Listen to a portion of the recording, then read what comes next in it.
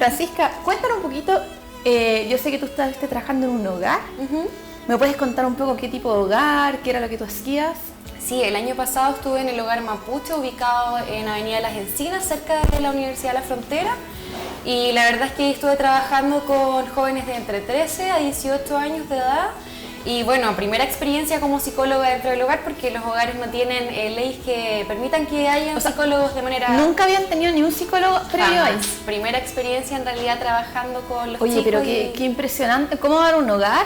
Aparte con adolescencia, 13, 18 años de una edad, pero complicadísima, y nunca se les había ocurrido tener, o por lo menos planteado la posibilidad de tener a alguien que apoyara de esa manera. De hecho, hace muy pocos años que en realidad pasó a ser parte del Estado, porque en un comienzo también era financiado por privados. Y esto salió como en base a la necesidad de que la población mapuche, muchos de los jóvenes vivían en sectores rurales. Entonces, para poder continuar sus estudios, debían en el fondo quedarse en algún lugar de acogida, que en este caso era el Hogar Mapuche. Y tú fuiste la primera como profesional del área de la salud mental que estuviste trabajando en ese hogar. Sí, la verdad fue una experiencia muy enriquecedora desde el punto de vista de conocer su cultura. Yo creo que mucha iniciativa personal por parte de conocerla, pero un mundo distinto al momento de llegar ahí. Oye, y cuéntame cómo, ahora que llegaste tú, pero antes de eso, ¿a quién recurrían los niños? Porque no había nadie. O sea, ¿tenían cuidadores? ¿Tenían alguien que los acogieran de ese hogar o solamente llegaban y El hogar funciona principalmente por los cuidadores y los inspectores, como que ese es el principal vínculo, y además también con los directores que han ido rotando en el hogar, pero principalmente con los inspectores, donde más tienen vínculo y buena relación los chicos. Hay como una cercanía y una confianza. Porque me imagino que, por ejemplo, lo que me dijiste, directores ahí rotativa también, tampoco son figuras que queden representativas por mucho tiempo, o sea... Sí, eso la verdad es que ha entristecido harto, y bueno, parte también de mi trabajo fue fortalecer el vínculo con los estudiantes y poder llegar como a un grado de confianza, donde ellos también se acercaran a decir, ok, ¿qué está ocurriendo? ¿En qué cosas yo podría serles útil como psicóloga? Pero, en ese sentido, explícame tú un poco, ¿es favorecedor fortalecer un vínculo que sabemos de que va a ser nuevamente rotativo y que van a establecer a lo mejor en este caso? Tú trabajaste en este hogar, pero te retiraste también al poco tiempo. No podías, sabían de que no podías estar por mucho tiempo tampoco, porque era un periodo también determinado el tema de este trabajo que realizaste acá. ¿Cómo uno puede favorecer y uno dice establecer vínculo si me voy a ir? ¿Será realmente positivo? ¿No es positivo? ¿De qué manera podríamos como catalogar esto? Claro, o sea, desde un punto de vista de que el vínculo no sea un vínculo como por supuesto uno tiene con su familiar, con su mamá, con su papá, con sus hermanos, sino que un vínculo desde el sentido de que tengan la confianza suficiente dentro del periodo. Yo les expliqué a los chicos cuánto iba a durar mi periodo, entonces ellos más o menos ya sabían que yo me iba a despedir de ellos y que no lo iba a seguir viendo. Pero lograr como la confianza de poder entender un poco qué les estaba ocurriendo y también ver yo qué hacía dentro del rol del psicólogo, que además, como bien tú decías, en el hogar fue la primera experiencia. Entonces, ¿qué hacemos como psicólogos dentro de un hogar? Yo creo que eso también fue un desafío en su comienzo. ¿Y cuáles fueron las principales como necesidades que emergieron cuando estuviste trabajando allá? Lo principal fue la identidad con su cultura. Uno pensaría que el joven o la joven mapuche quiere identificarse con su cultura. Muchísimo, uno ve banderas por todos lados, siempre está con lo que tú escuchas coloquialmente es el tema como de que todos quieren en el fondo la beca indígena, y la realidad... Hay que admitirlo, sí, se escucha muchísimo y es como la pancarta de claro, aquí todos son mapuches. Claro, y la realidad es que estos jóvenes no desean sentirse identificados, pero no por un hecho de rechazar su cultura, por el contrario, sino que por el tema de la discriminación social.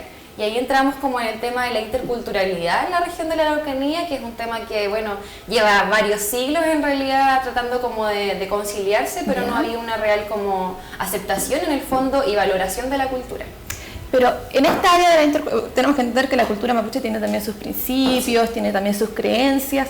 ¿De qué manera te encontraste, qué dificultades te encontraste para actuar también como tu rol de psicóloga junto con, de alguna manera chocaste con esta cultura o te quitó? Por supuesto.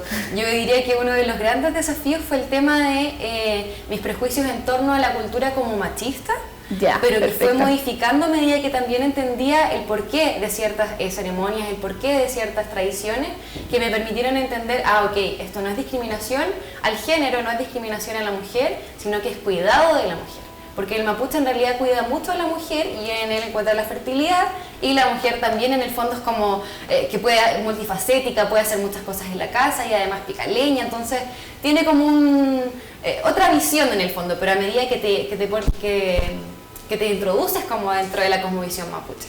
Pero complicadísimo introducir esta, o sea, uno tiene que introducirse para conocer, desde fuera uno ve otra realidad completamente diferente y desde nuestro punto de vista uno compara y dices, no, esto tiene que estar mal, y me imagino que en un principio debe haber costado mucho superar este tipo de prejuicios de nuestra propia cosmovisión también, que es diferente en el fondo. Sumamente difícil, además que, como bien dices tú, es algo que está como entre puertas, o sea, como que está bien oculto en realidad, cosas de la cosmovisión mapuche, pero que yo creo que el pueblo ha tenido que ir como cerrando un poco las puertas como al resto de la sociedad, y quien quiera y quien tenga la curiosidad, yo creo que eso es lo principal, ser curioso un poco de querer conocer esta otra cosmovisión, de respetar como la lógica que surge, porque uno consideraría de repente cosas ilógicas, dentro del respeto de la naturaleza, por ejemplo, y otro tipo de ceremonias. Yo creo que eso es lo fundamental, ser curioso como y respetuoso también por conocer a la otra cultura. Ya en lo práctico, ya en tu trabajo, porque a ti te implicó todo un cambio de poder ingresar a esta cosmovisión. Sí. ¿Crees que también esto sucedía con el resto de los trabajadores, de los cuidadores, o también existía este mismo choque cultural entre las personas que trabajaban en este hogar y los mismos chicos? Yo creo que igual ocurría, pero a medida que iban conociendo, también muchos de los funcionarios, otro requisito era tener descendencia mapuche. Por ende también ya era como requisito. Exacto. Y hartos manejaban también la lengua. De hecho, yo cuando entré también fui evaluada como por en el fondo como vocabulario mapuche, en el fondo para saber cuánto en el fondo yo conocía sobre la cultura. O sea, no era tampoco tan fuerte el choque cultural con el resto de las personas que trabajaban en este hogar, los cuidadores. No, la verdad es que había harta cercanía de años ya. Los inspectores eran los que más años llevaban trabajando ahí, entonces estamos hablando de entre 8 a 10 años con los jóvenes, y eso ya... ¿Tú trabajabas más con los chicos o con los inspectores? Yo trabajé principalmente con los jóvenes, trabajaba con el centro de estudiantes. ¿Ya? El centro de estudiantes en el año que estuve pudo incluir a una mujer, porque en realidad las chicas eran 12 versus los chicos que eran 60 y algo, no recuerdo el número. Perfecto. Entonces no tenían ni voz ni participación dentro del centro de estudiantes. Y eso fue lo que en el fondo hice yo, trabajar un poquito con ellos y que del centro de estudiantes manejaran un poco las necesidades de cada curso, porque en el fondo era de primero a cuarto medio. Ya. Perfecto, y fuera de ese tipo de dificultades, porque más que nada, ¿cómo trabajaste el tema de identidad? De la dificultad de reconocer en el fondo o de luchar contra la discriminación que tiene que ver con el sentirse e identificarse como mapuche. Nosotros trabajamos varios temas de manera grupal. Lo único que trabajamos como a través de counseling, que sería como consejería, fue el tema de la identidad cultural, porque es un tema difícil de abordar en grupo porque hay diferentes posturas, hay diferentes avances en cuanto han ido participando en las comunidades, por ejemplo. Ya, perfecto. Pero a medida que iba ocurriendo eso en consejería íbamos hablando por qué el bloqueo como a esta identidad cultural. Y muchas veces, la mayoría de las veces, era por discriminación entre sus pares. Durante tu trabajo allí, ¿te tocó ver alguna situación que tuviera que tener relacionado con esto? ¿Alguna situación de a lo mejor sabemos de que cerca de este sector existen muchas manifestaciones, hablando un poco de la contingencia ahora, trayéndolo un poco también al presente? Sí, por supuesto. ¿Qué es lo que tú pudiste ver relacionado con eso? La verdad, del relato, por ejemplo, de las niñas que más me impactaba era el tema de la presencia un poco de la institución de carabineros fuera de sus casas, harta controles de identidad donde de repente las chicas contaban que era muy invasivo el control de identidad o que no correspondía, no era según lo protocolar. ¿Invasivo de qué manera? Les pedían que se quitaran la ropa para revisar si tenían algo, en el fondo algún arma, pero fuera de sus casas, entonces en un contexto donde ya ni siquiera en sus casas pueden vivir tranquilos. Yo creo que también parte de violencia, yo creo por parte de los chicos, pero ahí en el hogar era canalizada a través de hartos deportes. Los chicos eran sumamente sanos haciendo calistenia, defensa personal. Estaban en el fondo súper concentrados como con querer mejorar como personas, no solamente como mapuches, sino que además mejorar como personas en la sociedad. Perfecto. Estos chicos trabajaban, no lo hicimos mucho en la introducción, pero ellos estudiaban en la Universidad de la Frontera, pero eran de 13 a 18 años, estaban en el más porque vivían en el colegio. Son de 13 a 18 años, es de enseñanza media. Y al lado está el INDAP, que ya es para jóvenes un poco más adultos. ¿Iban a algún colegio en particular todos ellos o eran en cualquier colegio de toda de la región? Tenían diferentes instituciones, pero la mayoría estaban en el Liceo Industrial que queda ahí justo en calle Uruguay, cerca de la universidad. Ya, perfecto. ¿Y cómo era que llegaban ellos a este hogar? Ellos llegan en base a solicitud a Ceremi por distancias de sus hogares. La mayoría era de sectores rurales como Galvarino, Orbea, Cunco, para esos lados. Entonces la movilización era tan difícil y aparte que tendrían que haber madrugado mucho en el fondo para poder llegar. Nosotras no, me imagino, sí. Habrían que tenido que salir muy temprano de sus casas. Entonces por eso es que se les facilita el hogar mapuche. Una última pregunta. Tú hablabas de que lograste incluir una mujer en el centro de alumnos. Sí. ¿Cómo fue para esta chica? Igual me imagino la presión de ser la primera mujer en el centro de alumnos contra todos estos hombres que estaban también ingresos acá. ¿Cómo funcionó? ¿Cómo la viste tú a ella en este espacio? Mira, fue un desafío, pero la verdad, gratamente sorprendida por el grupo de mujeres, porque eran muy organizadas. De hecho, nosotros llegábamos y los chicos estaban haciendo calistenia, pero las mujeres siempre se encontraban organizando disertaciones, trabajos. Entonces, la verdad, se sumó como una persona muy responsable, que ayudó a liderar un poco el grupo de los chicos que estaban un poco más desorientados en las tareas que había que hacer. O sea, los chicos le recibieron gratamente a su compañera. Sí, fue muy bien aceptada. Porque yo me imagino también pudo haber sido todo lo contrario, si estaban acostumbrados a ser solamente hombres en un centro de alumnos, ingresa una mujer. No, por el contrario, esto permitió que en el fondo como ella liderara un poco el centro de estudiantes. Y yo creo que eso también alivianó un poco el peso, la carga, de repente la confusión que tenían los chicos en qué temáticas trabajar. ¿Los extrañas? Sí, por supuesto. Quedamos en contacto, la verdad. Me comunico con algunas para saber sus historias, pero me quedo tranquila de que también puedo entregarle las herramientas en el tiempo que tuve. ¿Y te gustaría mandarle algún mensaje a alguno de ellos en el hogar o en general en el hogar, a todos los chiquillos que hace mucho tiempo que no ves, me imagino también? Por supuesto que sí, mandarles un abrazo enorme, que les tome mucho cariño en ese tiempo y que sigan como en el fondo quedaron en ese momento, que tienen muy buenos ideales y en realidad intentan ser mejores personas día a día. Qué rico, ojalá que sigan bien, que les siga yendo estupendo como tú los viste también.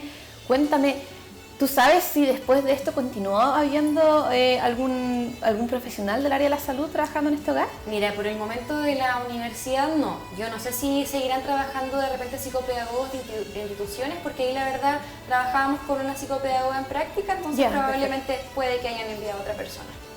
Igual una falencia súper grande de que en el fondo que haya una organización que ya ahora me hablabas de que pasó a ser estatal.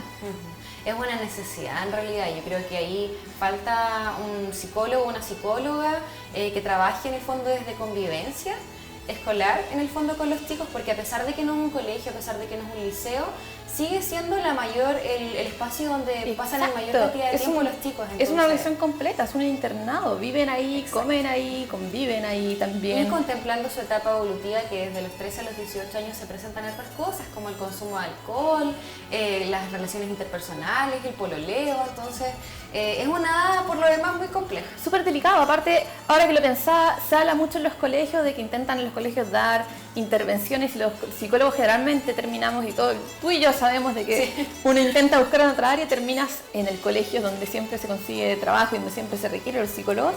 Y el clásico comentario es, hacemos lo que podemos, pero la educación viene de la casa. Su casa es el hogar. Y no tienen a nadie más que contar, ni nadie que les pueda dar una dirección concreta en el fondo. Sí. Igual una pena, entiendo de que ahora a lo mejor probablemente haga una psicoeducadora, pero puede ser que no sea así también. Y pasan la mayor parte del día solos, la verdad.